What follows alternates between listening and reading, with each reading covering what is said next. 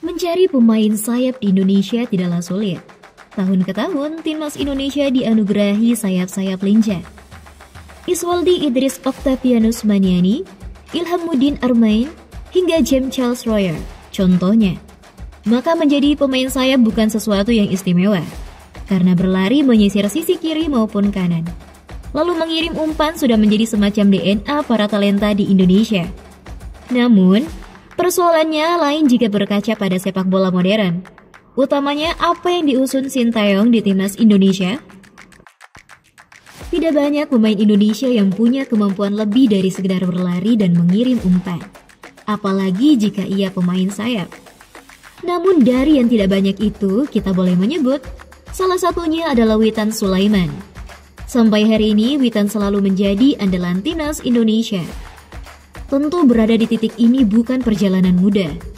Pada kenyataannya, Witan berjuang dari bawah dari keluarga sederhana yang orang tuanya bekerja sebagai pedagang sayur. Bagaimana kisahnya? Sebelum itu, jangan lupa subscribe dan nyalakan loncengnya agar tidak ketinggalan video terbaru dari Kick Off Channel. Untuk mengetahui cerita masa kecil Witan, kita akan pergi ke Palu, Sulawesi Tengah. Kota yang jaraknya 2,12 km dari Jakarta. Di sana, 23 tahun lalu, tepat pada 8 Oktober 2001, Witan Sulaiman lahir. Bung Karno pernah menjuluki Palu sebagai mutiara di Katulistiwa. Julukan itu juga rasanya tepat disematkan pada Witan. Namun, sebelum mentas, mutiara berada di dasar laut. Begitu pula Witan, sebelum menjadi salah satu sayap andalan timnas Indonesia, Witan berjuang dari titik pijak paling rendah. Witan lahir dari pasangan Humaydi dan Nurhayati. Kedua orang tuanya berasal dari Lombok dan Kalimantan. Keluarga Witan bukan orang berada. Sang ayah, Humaydi, adalah penjual sayur keliling. Kamu bisa bayangkan, berapa kira-kira penghasilan pedagang sayur di Palu? Demi menambah penghidupan, orang tua Witan juga nyambi sebagai tukang galon. Kehidupan yang boleh dikata berada di tipis garis kemiskinan itu membuat Witan sulit mengembangkan bakat sebagai pesepak bola. Padahal minatnya pada pesepak bola tumbuh dari kecil. Himpitan ekonomi memaksa Witan fokus ke pendidikan. Saat SD, ia baru merasakan didikan sepak bola. Saat SMP, Witan masuk SSB Galara Utama Palu yang dikelola masyarakat setempat. SSB ini bisa latihan di lapangan sepak bola Galara di Kelurahan Duyu, satu di antara sedikitnya lapangan di kota Palu. Lulus SMP, Witan meminta izin orang tuanya untuk merantau demi membuka jalannya sebagai pesepak bola. Orang tua merestui tapi tak memberi dukungan. Banyak uang kepada Witan. Itu bukan kali pertama dan terakhir Witan meminta restu orang tua. Kelak setelah sukses, selalu menelpon orang tua meminta doa sebelum bertanding. Untunglah, ketika memutuskan merantau, Witan diterima di sekolah khusus olahraga Ragunan.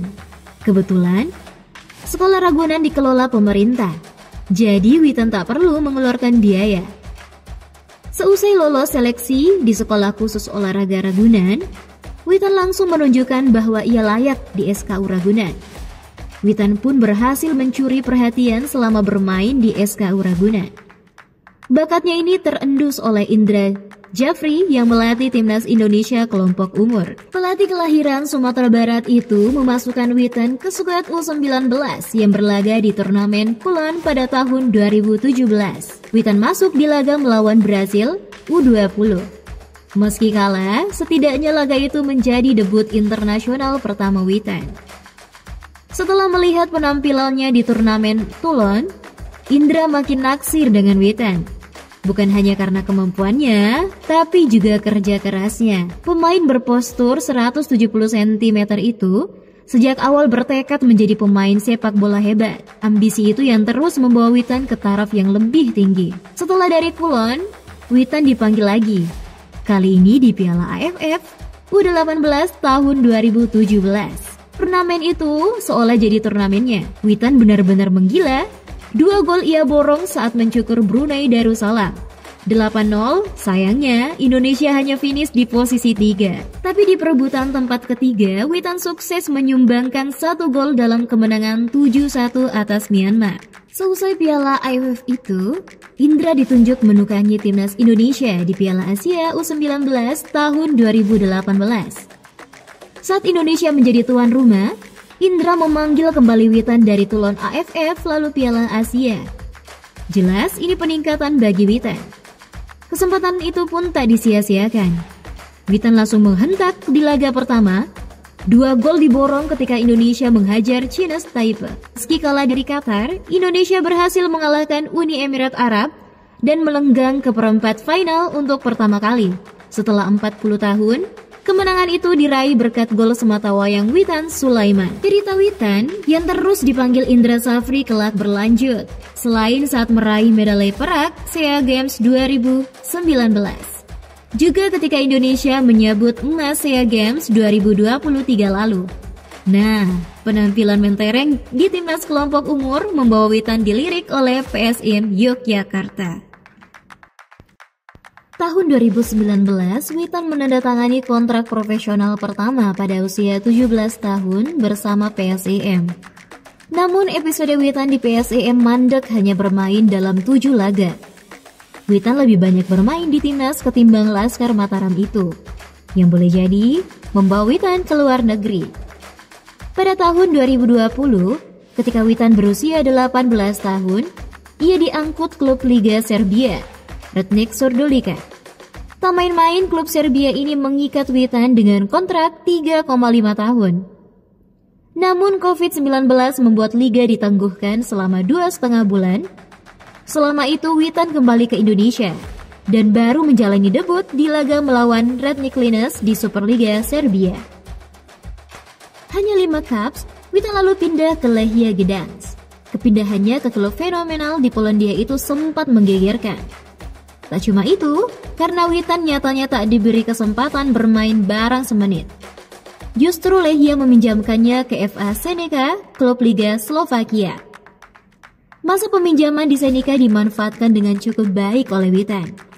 Ia turun di 8 laga, termasuk saat menghadapi raksasa Slovan Bratislava. Selain itu, Witan setidaknya mencetak 2 gol di FK Senica. Dari Senica, ia pindah ke klub Slovakia lain, Astransin, pada tahun 2022. Witan mengalami peningkatan dalam jumlah caps di Transin daripada di 3 klub Eropa sebelumnya. 10 caps dibukukan dan mencetak 1 gol kala Transin membantai Slovan Lohovage di Piala Slovakia 14-0.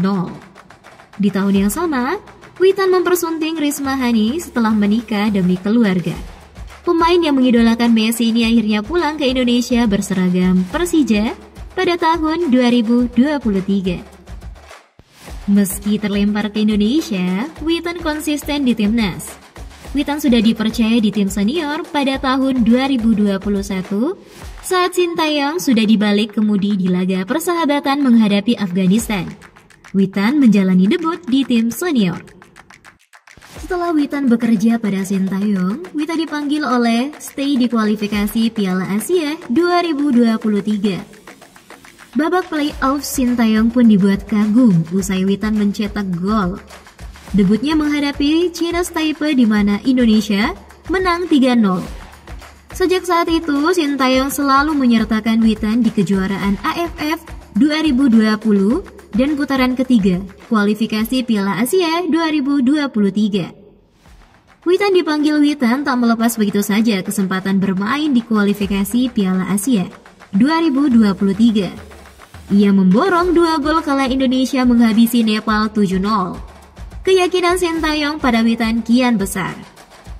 Suatu hari, Sintayong berkelakar bahwa ia pernah semaput gara-gara Witan membuang peluang emas di laga melawan Thailand di fase grup Piala AFF 2022 lalu.